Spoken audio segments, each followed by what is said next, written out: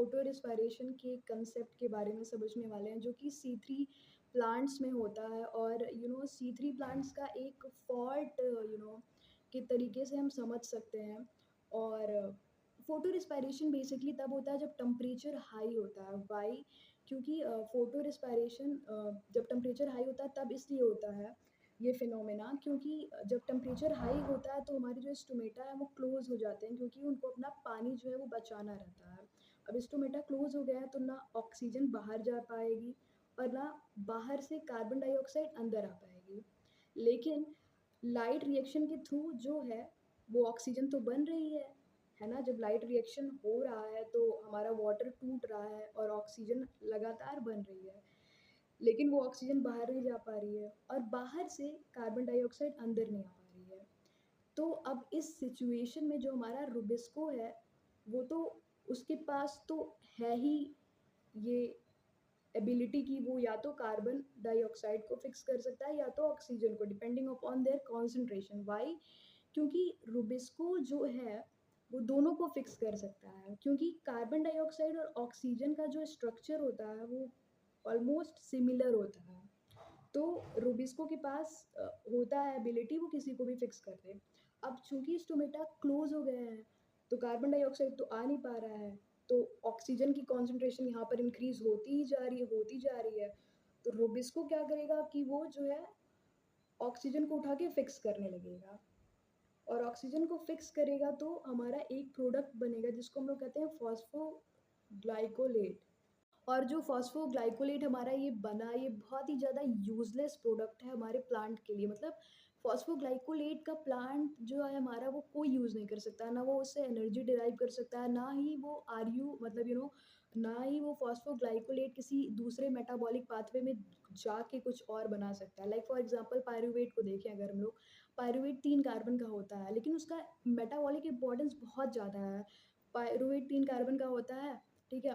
वो 3 कार्बन का होता है, फिर वो एसिटिल कोएंजाइम 2 कार्बन में कन्वर्ट हो जाता है टूट के। अब वो एसिटिल कोएंजाइम एक क्रैब साइकिल में जाता है, क्रैब साइकिल में फिर वो अ, हमें एनएडीपी और एटीपी देता है। वो एनएडीपी, एटीपी फिर इलेक्ट्रॉन ट्रांसपोर्ट चेन में जाके हमारा एनर्जी हमें मिलती है। लेकिन फॉस्फोग्लाइकोलेट से हम कुछ नहीं कर सकते हैं। और पहली बात तो हम इससे कुछ कर नहीं पा रहे हैं। दूसरी बात, हम अपनी एनर्जी लगा के इस आरयूबीपी जो कि 5 कार्बन का है उसको हम लोग बना रहे हैं अपनी एनर्जी दे के। और हम अपनी एनर्जी दे के उसको बना रहे हैं, लेकिन हम उससे ये यूज़लेस प्रोडक्ट बन रहा है ना? तो ये बहुत ही ज़्यादा it's a very costly process. तो अब प्लांट्स ने क्या किया, अब कहानी में ट्विस्ट आती है। तो प्लांट्स ने इस चीज़ को ओवरकम करने के लिए दूसरा पाथवे खुद को इवॉल्व कर लिया। C3 से वो C4 में इवॉल्व हुए। सुनो, फॉस्फोग्लाइकोलेट बनता कब है? जब टेम्परेचर बहुत ज़्यादा होता है, ठीक है? अगर टेम्परेचर बहुत ज़्यादा ना हो तो फ़ोटो रिस्पायरेशन होगा नहीं। फ़ोटो रिस्पायरेशन होगा नहीं तो फिर हमारा जो है फॉस्फोग्लाइकोलेट बनेगा नहीं। तो इस फ़ोटो रिस्पायरेशन की प्रॉब्लम को सॉल्व करने के लिए C3 प्लांट्स ने खुद को इवॉल्व कर लिया C4 प्लांट्स में। देखो क्या हुआ था कि पहले जब एंजियोस्पर्म जब पहले आए होंगे तो सारे एंजियोस्पर्म जो भी होंगे वो C3 पाथवे ही उनके अंदर चलता होगा, ठीक है? कार्बोहाइड्रेट को बनाने के लिए। लेकिन अब पूरी दुनिया में हमारे जो है वो एनवायरनमेंट तो सेम है नहीं।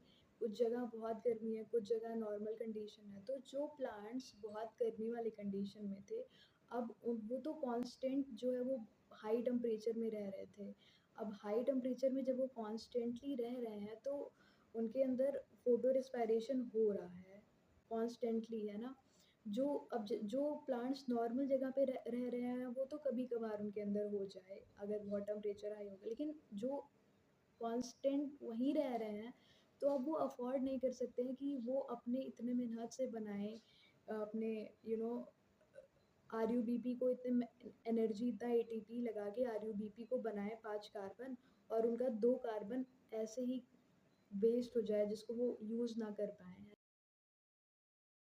प्लांट्स जो है ऐसा अफ़ोर्ड नहीं कर सकते हैं क्योंकि वो ऑलरेडी बहुत ज़्यादा एनर्जी लगा के बना रहे हैं अपनी चीज़ों को।